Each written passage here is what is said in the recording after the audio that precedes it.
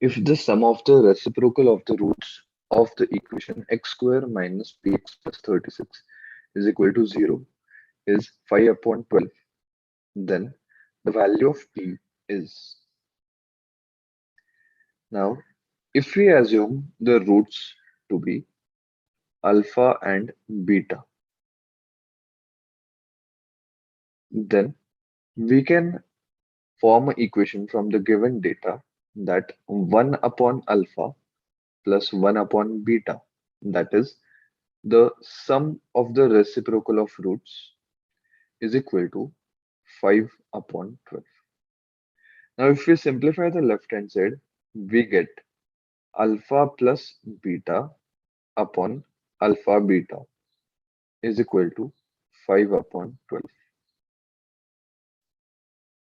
Now, we have the formula sum of roots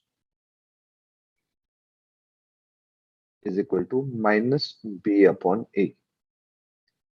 Now, in the given quadratic equation,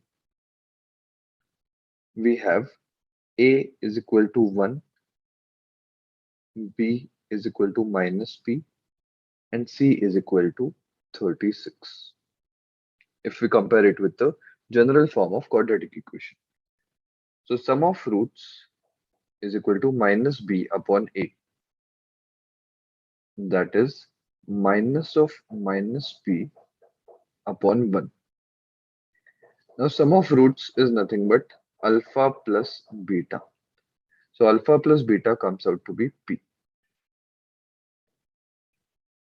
And product of roots, the formula is c by a.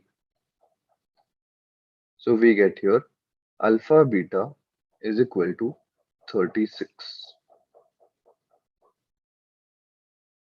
So if we substitute these values of alpha plus beta and alpha beta in this equation, we get p upon 36 is equal to 5 upon 12. Solving this, we will get p is equal to 50. So option A will be your answer.